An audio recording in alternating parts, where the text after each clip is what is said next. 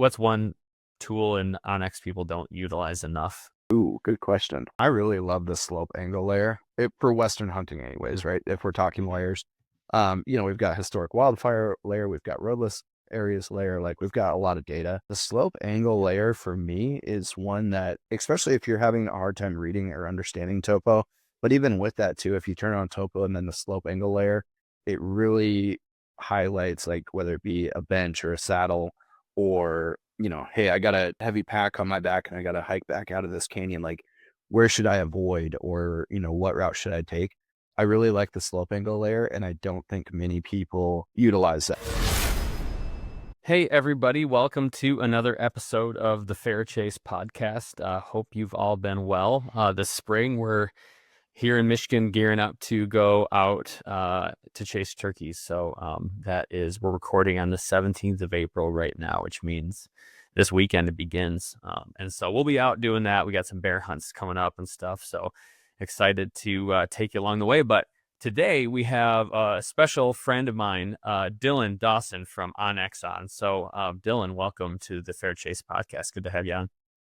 Yeah, appreciate being on. It's always good to catch up and talk a little bit of Onyx and what we got cooking over here, as well as upcoming hunts. And appreciate the time. Yeah. So for people who don't know, you want to tell a little bit about yourself, who you are, what you do?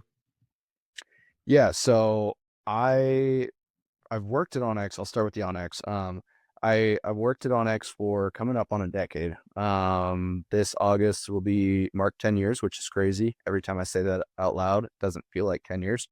But it's been an awesome ride. When I first started working at Onyx, I actually worked in the customer service side of things. So I was answering phones and emails. And back in the day, we had the physical, tangible chip you'd plug into a handheld GPS. I remember. We also had the app. Yep. We had the app as well, but it was very early stages. Technology, even in the phones wasn't near as good as it is today, just 10 years ago. So we had the app, but it was in the early development stages. And yeah, most of our customers had the chip they'd plug into a Garmin. So they'd call me and ask what type of Garmin should they buy so they can use their chip and so on and so forth. Company was a lot smaller back then, 10 years ago. It's grown exponentially since. And today I manage Western big game marketing for the hunt side of Onyx. When I first started, it was Onyx Hunt was the only product, and now we've got Onyx Off Road, Onyx Backcountry. We just launched some Onyx Fish products as well, so it's expanded a bunch. But yeah, I mean, we've gotten to know you pretty well over the last few years, and yeah, you love to hunt, which is great. I mean, you're in like the perfect spot for that.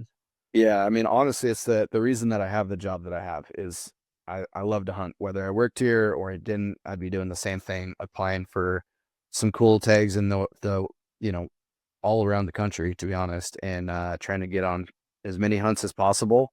Yeah, so I, kind of to back up a little bit previous to Onyx, like I grew up in Montana, so I've always lived in Montana my whole life.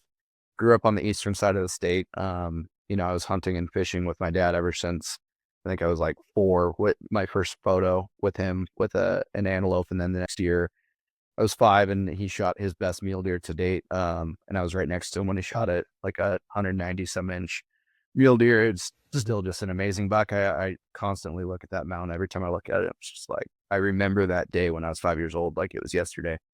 So yeah, I grew up hunting and it's just always been a part of who I am and a passion of mine. And yeah, so to work at Onyx and to get to do some of the things I get to do is pretty cool. Once in a while, I'll sneak out on some hunts for some Onyx films or with ambassadors and partners. And this year's shaping up to be a good one.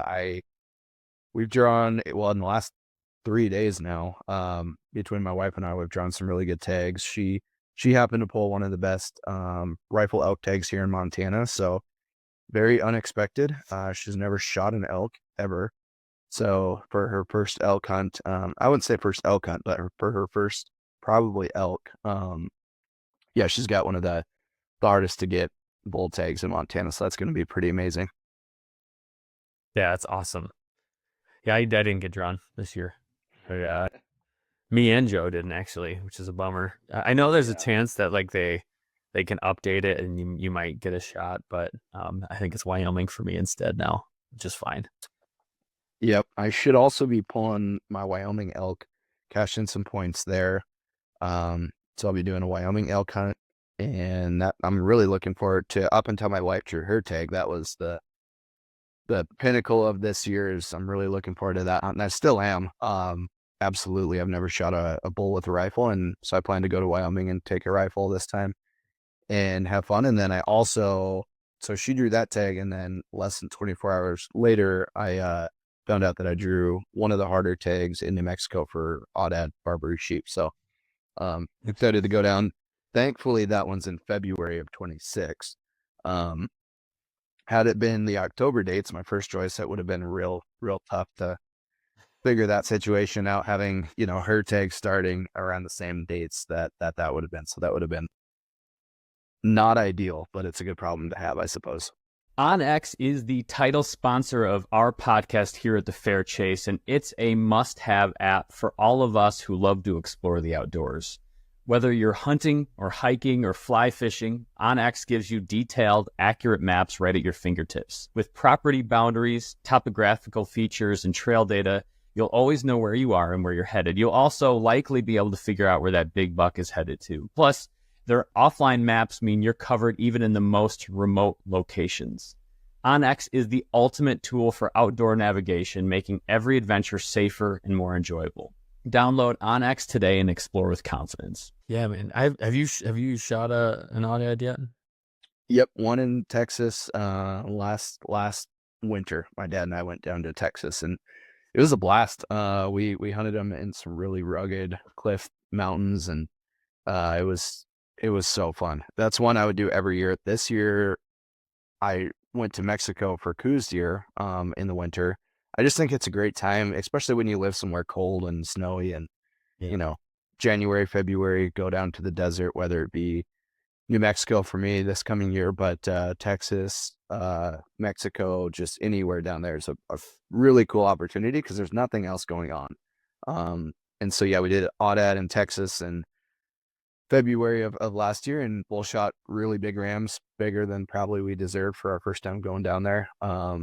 They were both laying right next to each other and set up next to each other. My dad shot his ram, and mine stood up, and I shot mine, and they ended up being 32, a little over 32 and 34-inch ramps. So, yeah, it was a blast. That's awesome. So, in Texas isn't a draw. Did you have to go through an outfitter, or how'd that work down there? Yep. Yep. It's a certain outfitter. Texas, I've done a lot of research, and I know there's opportunities out there that I haven't found yet. Texas is a bit of a pay to play situation, and we had been trying to apply for New Mexico and get an aoudad tag for like three or 4 years in a row. And we're like, you know what? If we don't draw New Mexico this year, let's book a hunt if we can find a good deal. And so we found kind of a cancellation deal and saved some money that way. And so, yeah, it was an outfitted deal, giant ranch in Texas, low fence, obviously. And yeah, just had a blast. It was super cool. I understand, and I know there's a lot of different ways you can hunt aoudad, right? I'll preference that. Yeah. You can do feeders in some areas, or there's just a lot of different things. But the way we hunted them anyways, I understand a little bit of like the poor man's sheep hunt allure to them, Yeah. because they can be in some pretty gnarly places. And the tag that I drew in New Mexico, I've been studying maps the last couple of days, and same thing, like it's no joke. That country is no joke at all. And we're hopefully going to do some backpack hunting and have camp on our back and go do it that way. I think it'll be really cool. That's sweet. Is that so? How does New Mexico work? I'm not familiar with it. That's one Yeah, of the New states I Mexico. know least about. Yeah, I've applied for New Mexico for I think 4 or 5 years. I don't know a ton about it. I know enough to be dangerous, and for when I don't know what I need to know, I call my good friends, and they answer questions, which is super helpful. But at the end of the day, New Mexico, from what I know, it's completely random, so there's no point system. The cool thing about New Mexico is if you haven't applied before, you're not jumping in like, I'm never going to catch that point creep, or I'm never going to get that Right. preference point in Colorado, or, there's no bonus, there's no random odds. Well, it's all random, I should say. So you're not really at a Right. disadvantage by not having applied to New Mexico in the past. And so I really like that personally. Everybody's at the same odds. Yeah. If you use an outfitter code, you do get, some better odds. Some tags it's very minimally better. Other tags is quite a bit. But yeah, it's random, and you apply for first, second, and third choice. And the way that they do it is if they pull your name out of the hat, essentially, they look at first choice. If that first choice hunt has been filled, then they look at the second choice. But if it's not filled, then you get that first choice. So like, there's some strategy with that too. Of you always apply your first choice the hardest, and then the second hardest, and then the third choice the easiest to get, I should say. Oh, right. And so yeah, You kind of hedge your bet. yeah, exactly. So they pull your name, and if you're one of the first ones drawn, there's a good chance that that first choice, depending on what the hunt is, obviously, is still open. Then you can get that first choice. I ended up drawing my second choice, which, like I said, was good. I didn't draw my first choice because that would have been October dates and would have coincided with my wife's bull elk tag. So yeah, it's cool. It's my first tag. I've hunted turkeys in New Mexico like 7-8 years ago. I've driven through New Mexico on several hunts, but I have never hunted any big game species in New Mexico. So this will be a first. Yeah, it'll be interesting to follow along in what you're doing, because like I said, it's just like that in Arizona, especially just given how far away it is from Michigan. And like Yep. I like to drive if I can, so Colorado, Montana, Idaho are fine, but you get further and further away, it just makes it like focus on the things close. But aoudad has been one I wanted to do for a while, just because it's a unique animal. It's not native, but it's kind of like become a thing, fairly recently in like the hunting world. Yeah, it's definitely gaining popularity, and it's a double-edged sword because it's cool that it's gaining popularity, and it's an awesome hunt. And if somebody wants to go do it, definitely check it out. It's also making it harder to draw the tags, and more expensive if you got to go to Texas or want to go to Texas. I remember when I first started kind of being interested in going on an aoudad hunt, like, I don't know, this was probably 5-6 years ago. It seemed like $2,500 in Texas, you could go find a pretty cool aoudad hunt. Now it's, 4 times that, 3 times that. So, yeah, it's really cool though. And yeah, like you said, they're not native. There's areas I know where if there's desert bighorn sheep, like they actually try to eradicate them. It can be a bit of a controversial species to some folks of, we should have more aoudad around because they're an awesome species to hunt, and they're really hardy, and they're not as susceptible to diseases and pneumonia, for example. And then on the other side, you're like, well, they're not native, and they can compete with habitat or even possibly spread diseases to some native animals. So kind of got both sides there, but having hunted them, I think they're a cool animal. Yeah, I mean, there was a time in history where it seemed like basically anything goes. Like, oh, that's a cool animal. I'm throwing that out. Throw a couple hundred of those there. Get a population of that going here. It's just funny how things change as we learn about it, and public perception changes and so on. But for an animal like aoudad that's like entrenched now, it makes it more of an interesting debate, because obviously you wouldn't get away with introducing them these days. But now that they're here, it's like, well, they've been here a while. What do we do? This episode is brought to you by 2O Gear, innovators in technical hunting clothing. 2O is a newer company. It's based right here in Michigan, and whether you're hunting elk in the mountains or chasing antelope in the plains or traipsing through swamps after that ruddy buck, 2O has you covered with premium jackets and pants, merino wool layers, everything you could possibly need to stay comfortable in the woods. Their products are engineered for functionality and durability, ensuring you stay protected in any conditions. Plus, their camo is really effective. We're big fans. So don't take our word for it, though. Go to 2ogear.com and check it out. Definitely. No, I'm excited for that one. It was a blast. And like I said, I went to Mexico this year and did a Coues deer hunt, first Coues deer hunt. First time seeing a Coues deer, first time hunting in Mexico. It was a blast. I definitely, like, I applied for New Mexico Coues deer hunt. After hunting them, I was like, this is an addicting little deer. Like, it's super cool. And that was, so I've shot all 5, species of deer now. Sitka blacktail, Columbian blacktail, mule deer, whitetail, and then now Coues deer. And they're a hard animal to hunt. I'm sure it's different in different areas. I've only hunted one, so I'm definitely not an expert.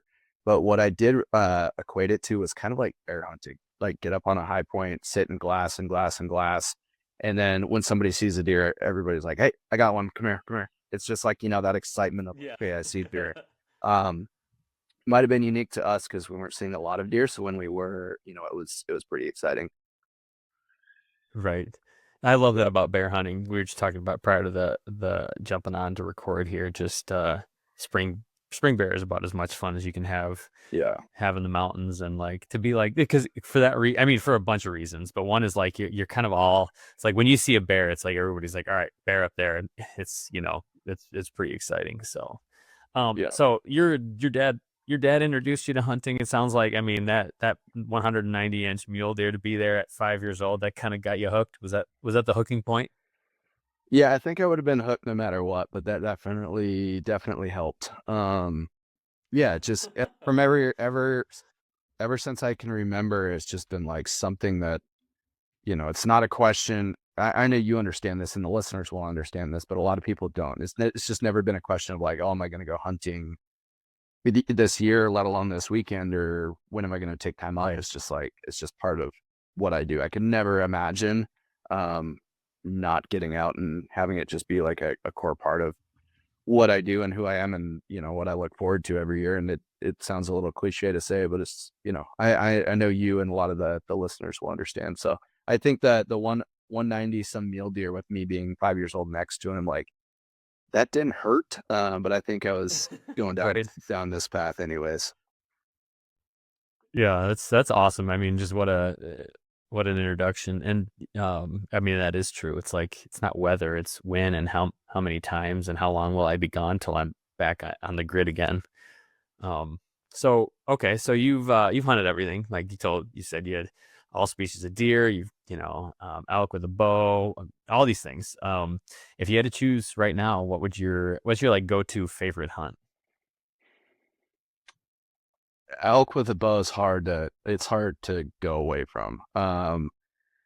Let's say if I had to choose one, that's the tough one. So my two that I would be trying to choose from is archery elk or rifle mule deer. I love rifle mule deer hunting.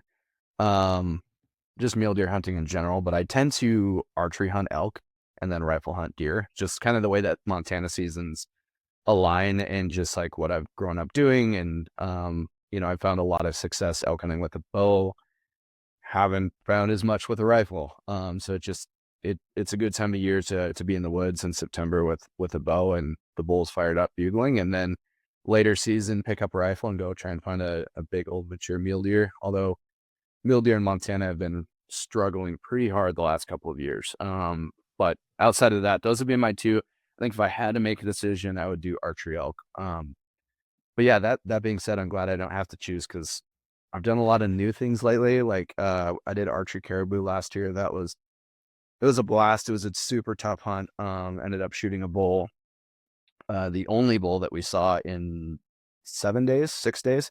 I shot the only bull that we saw in the entire hunt on day two. So after that, it was a little slow, but it was such a fun hunt. And like just going to new places and having new experiences like that, new species is awesome. So I'm glad that I don't have to choose.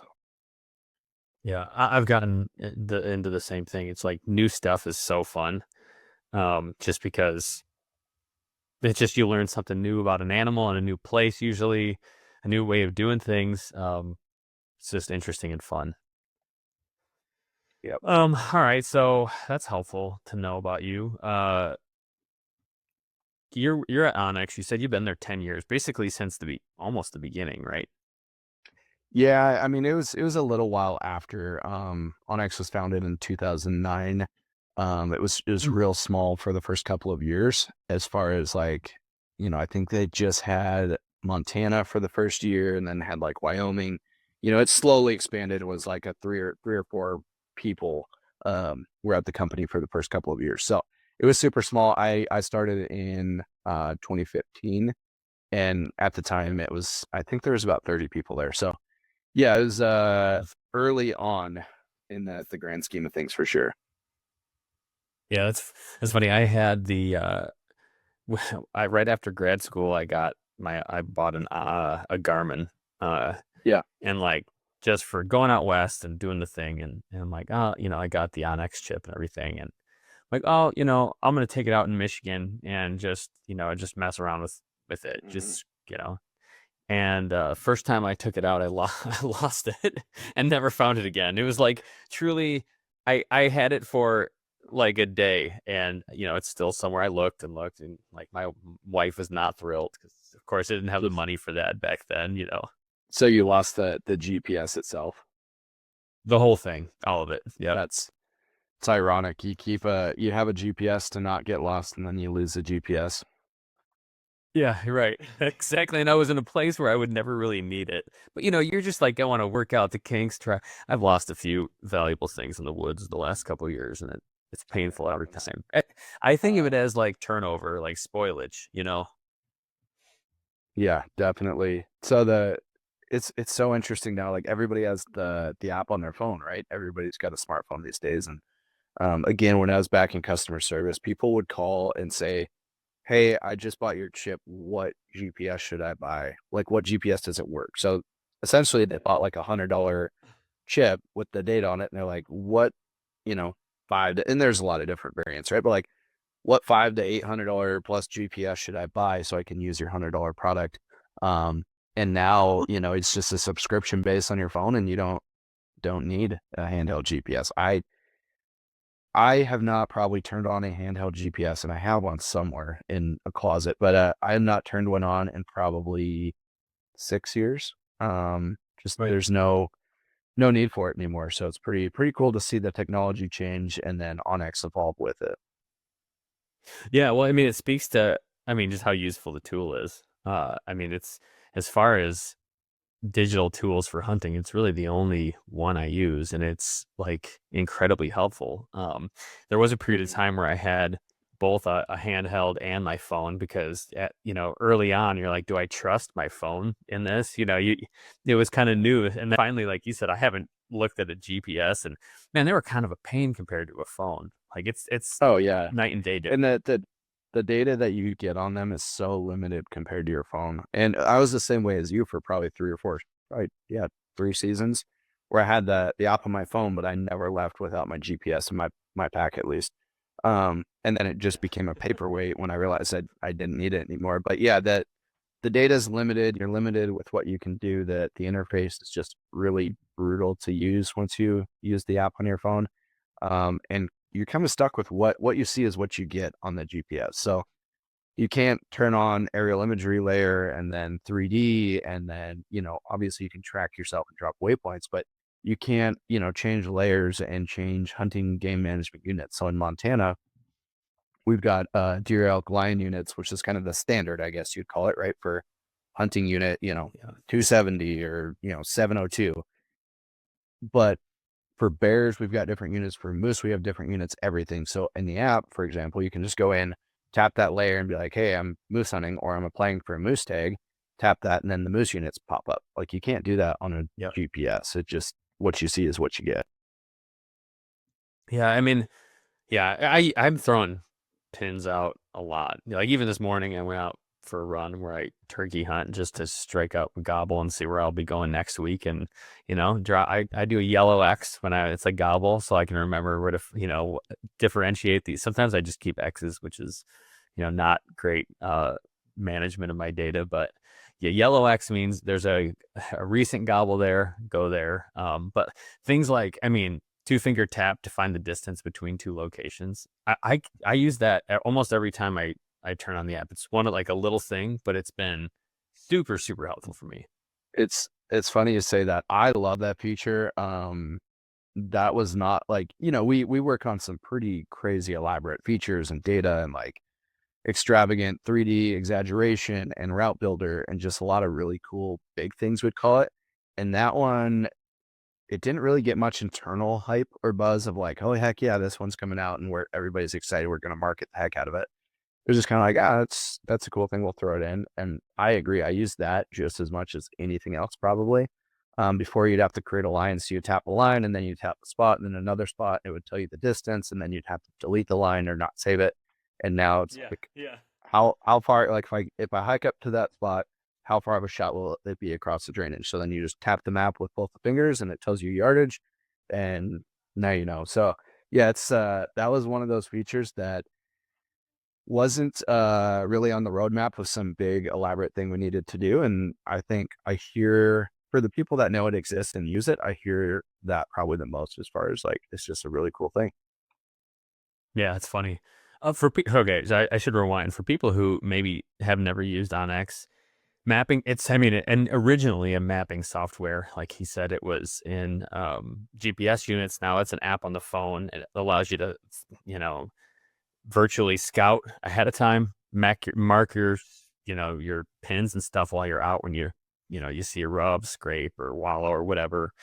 And then it helps you kind of, uh, with drawing and things like that too. It's kind of expanded beyond that mapping portion.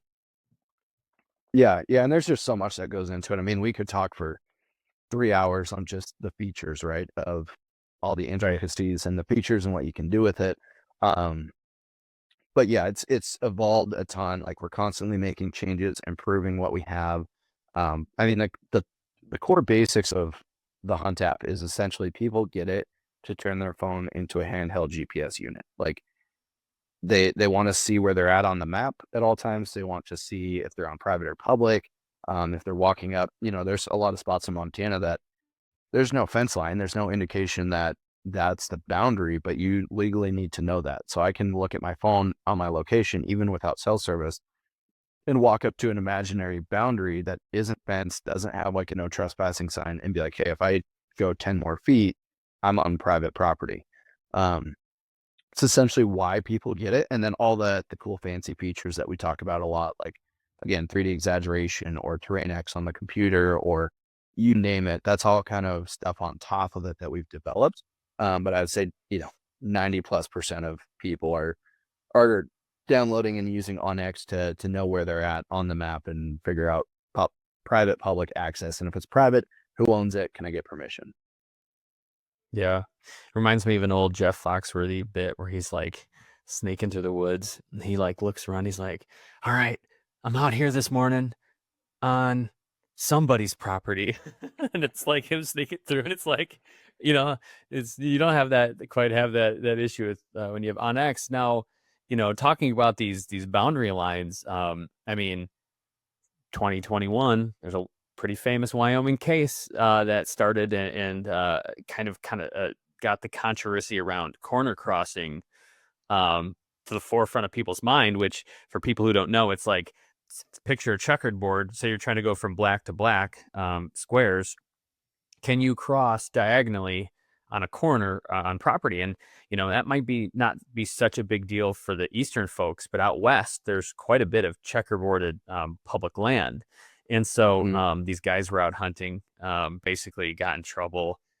They got caught for corner crossing, and they got sued for a ton of money, which is Yep. you know kind of ridiculous. Anyways, and so it's a big case, which has been something you guys have talked about quite a bit online, at least. Have you got a lot of questions about that? Yes and no. Yes, for the most part we have. We've been heavily tracking and involved in the both the case and just what's going on. Several years ago, we actually did a report called Corner Locked.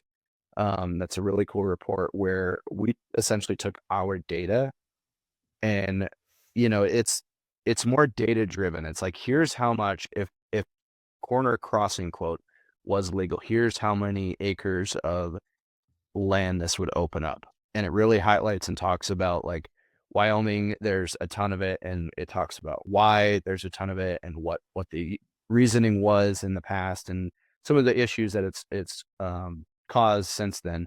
But we really focus on the data of like if corner crossing was illegal, here's how many acres, and it's an astounding. I don't know the numbers off the top of my head, so I don't want to be uh misquoting them, but it is like an astounding number of acres. So, we had that report back in the day, if you will. And then we actually recently just put out something on our site.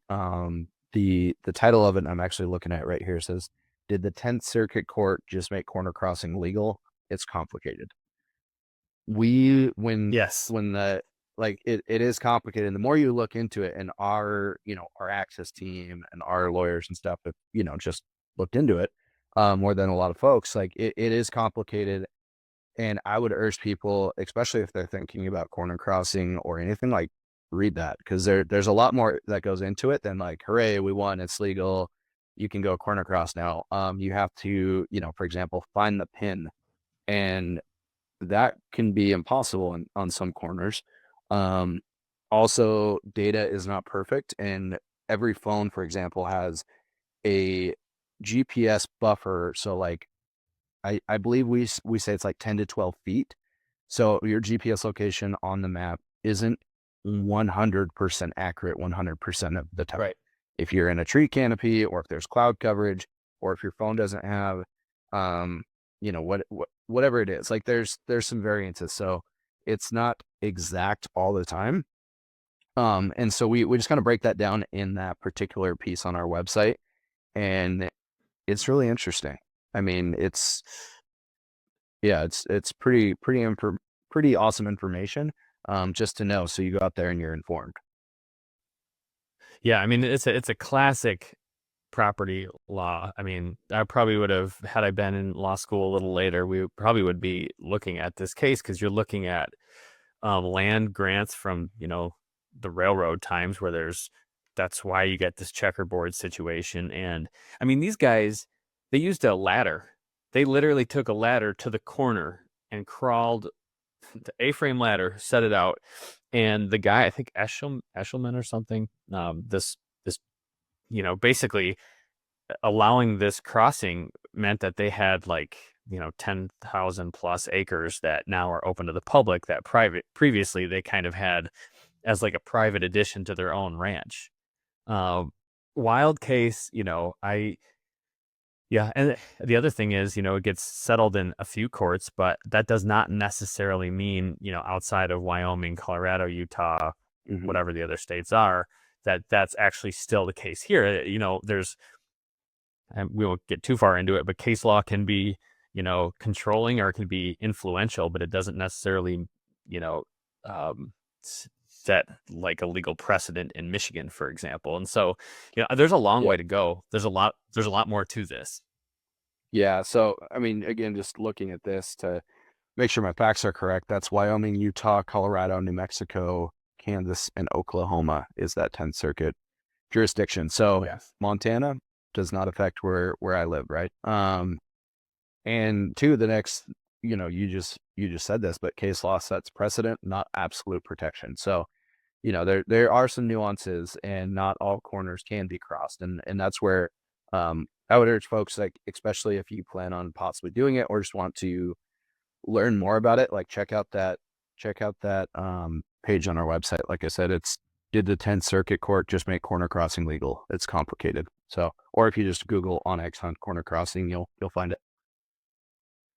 Man, I also think the personal side of it too is these guys are from Missouri, right? And they're getting sued by this guy who's a pharmaceutical executive, and he's suing him for like just under $8 million for property devaluation. And that's the kind of the damage he's claiming here, which is like, man, to be tied up for years in this just has to suck to be those guys. That's taxing. They're owed something from all the hunters that benefit from it. Ultimately, I think, because it's a big deal, and it does open up a lot. And but to your point, it's like maps on your phone aren't exact, so it's something to think about, and make sure you know what you're doing prior to being like, well, my Onyx says I'm right there. If you've ever tried to throw down a pin on a scrape in the early season, like say out east by us, when the canopy is thick, you'll see your pin will move a little bit because your phone can't quite totally triangulate to the square foot where you're standing. Yeah. And I mean, we're talking, again, I can walk right up to private property boundary and know I'm safe and legal. when we say like, it's not perfect, it's like you need to find that exact pin on the ground or the surveyed corner and do it like that. And again, that's not me saying as long as you find the pin, you're legal. Go do your own research and check out what we have to say about it. Um, but to triangulate to the exact spot is sometimes difficult on the phone. So that's our kind of like disclaimer of, it's complicated. Learn exactly what you need to know before you go out and think you're going to try it. Yeah, or just you go do it in Michigan, get sued, figure it out in the courts, set some precedent here, and save us all some trouble. If we all do it, you know, we'll keep the courts busy. We'll figure stuff out. Um, okay, so the other thing, I know one thing I was asking. So you guys are always making features, and there's always cool stuff that comes out. One thing I liked recently is that you can plug it into your CarPlay and drive around. You can see it right on your car screen, which is super, super handy. So like, I mean, tell me about the life cycle of like coming out with a product update. Like, is this something that takes years or months or what does it look like? It really depends on what it is, to be honest with you. I mean, there's certain things that whether it's a customer that's like, I wish it did this, or it'd be really cool if have you guys thought about this, or like I'm out there hunting all the time. A lot of times I'll go on a hunt and be like, man, I wish we had this, or would there be any way? And I'll come back and we'll talk to engineers and be like, oh yeah, no, I can do that. That's easy. Give me like half a day. So there's certain things that are like easy. I shouldn't say easy because that it's not easy, but there's certain things that we can move quickly on.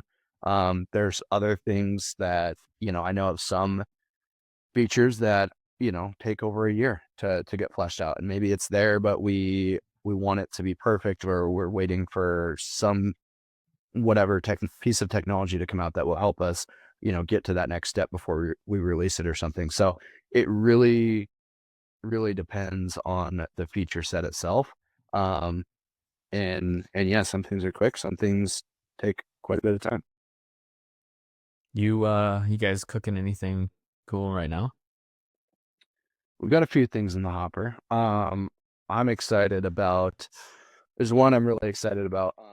I don't have release dates or anything like that, but I've seen it on my end, and it's really a huge addition and benefit. It's an improvement, I guess, more than an addition. So like our current base map being topography, you can do aerial imagery, or you can do hybrid where you got imagery plus topography, or just topography.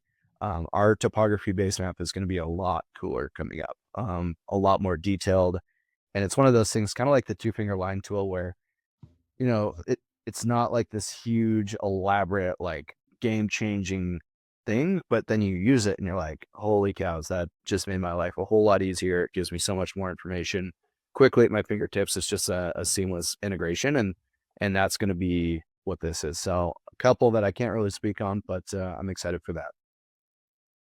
Yeah, I'm a big topo man. I'm constantly switching back and forth between that and the digital, like the satellite imagery, just because a bench and a draw and all those things are pretty handy to know. The more you hunt, the more you kind of realize topographical features is kind of where it's at.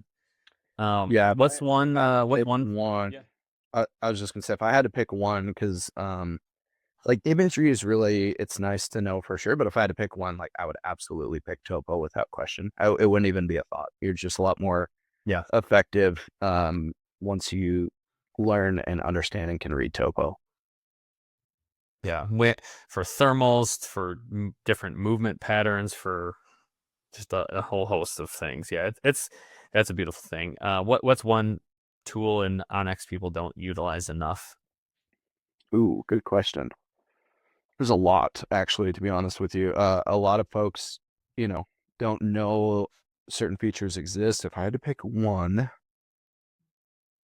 I would say I really love the slope angle layer for Western hunting anyways, right? If we're talking layers, we've got historic wildfire layer, we've got roadless areas layer, like we've got a lot of data. The slope angle layer for me is one that, especially if you're having a hard time reading or understanding topo, But even with that too, if you turn on topo and then the slope angle layer, it really highlights like whether it be a bench or a saddle, or hey, I got a heavy pack on my back and I got to hike back out of this canyon. Like, where should I avoid, or what route should I take? I really like the slope angle layer, and I don't think many people utilize that. And so that's one that if I had to pick one. That being said, there's so many others that people just aren't fully utilizing quite yet. You know what I like? I like I go into I've got it up here. I go into the Yeah. 3D map, and then I'll turn on the I'll like exaggerate elevation, Yep. you know, Yep. That one's super and cool. Especially for the areas that don't have a lot of topography, like in Western Montana. yeah. I still use it sometimes, but we've got big mountain ranges and you don't really need it. Maybe I'll turn it up just slightly to help depict a little bit more realistically what the land looks like. But especially if you're in an area that doesn't have a lot of 3D, you might turn on 3D and be pretty underwhelmed with what you're looking at, and then you just use that exaggeration bar, and it's like, oh, okay, there is a good glassing point up here. It might only be 10, 15 feet higher than everything else, but with 3D exaggeration, you can see it. Well, yeah, and for anybody like in Michigan, I mean, we're not known for our peaks here, and so it's super helpful. It's like, where's a little draw coming out of a swamp, where it's just a couple feet lower, but you can't really see it so well on just like a regular 3D map. So yeah, love it. All right, well, I mean, we're coming up on time. I appreciate you coming here and just chatting with us. We'll have to do it again just because there's a lot of things that I haven't been able to ask you. But for people that are interested in getting Onyx checked out, where can they go? And even just to follow you, where can they go for that too? Yeah, for sure. I mean, Onyx, just go to the App Store, search Onyx Hunt. We do a free 7-day trial. Make sure you're gonna like it. We're confident that you will. But yeah, Onyx Hunt on Instagram, we're pretty hard to miss as far as that goes. And then me, probably Instagram is probably where I'm most likely on, or on the most, I should say. Um, and that's just first, middle, last name, Dylan.hunter.Dowson on Instagram. I wasn't sure if that was your middle name or if you were stating a fact. I get that a lot, actually. A couple, it's funny you say that because a few buddies who didn't know my middle name, were like, "Oh, cool, you put Hunter in your Instagram, like, so people know you hunt." It's like, no, that's not it. That's my middle name. But now I got to leave it. So it's there. That's right. Well, I appreciate coming on, man, and everybody. Yeah, like I said, we're huge Onyx fans. Have been using them for a very long time. So check it out if you have questions. I mean, go to Dylan. You can ask us. And we appreciate you kind of listening in, and we'll look forward to talking to you next week.